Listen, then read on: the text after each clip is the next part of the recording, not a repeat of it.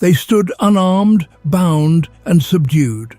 100,000 captives lined up under a blazing December sun. What followed was not a clash of armies, but a calculated execution. The year was 1398, and the man behind it was Timur.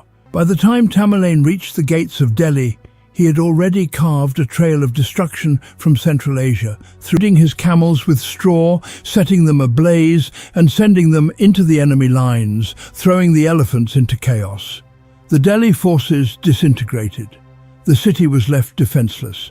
But the massacre did not begin during the battle. It came after. Tamerlane had captured over 100,000, mostly Hindu prisoners during his march. Once in Delhi, he feared they might rebel during the occupation. According to Timur issued a chilling command. All 100,000 prisoners were to be killed in a single day. Executioners worked methodically through the night, chained, nor for children nor for women. Ibn Arab Shah later wrote, "The sword of his wrath spared neither the weak nor the strong." This was not mere bloodlust. It was psychological warfare. The scale of death delivered a brutal message to all who might consider defiance.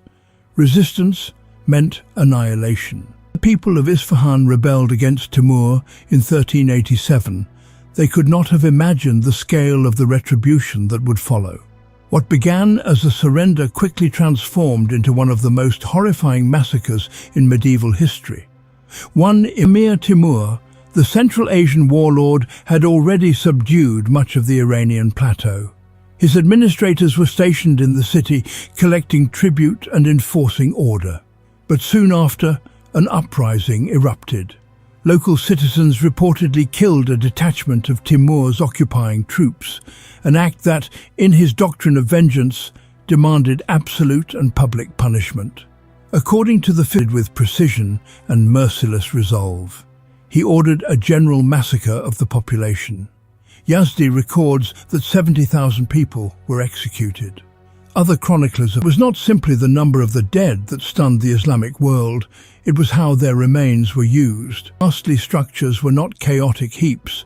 They were methodically constructed, reportedly stacked by rank, soldiers, civilians, clerics, all arranged with grim precision. Defiance would be answered not with negotiation, but annihilation. Skull pyramids of Isfahan were no mere aftermath. They were monuments of warning. Understand what Timur meant when he agreed to spare their blood. In 1400, during the siege of Sivas,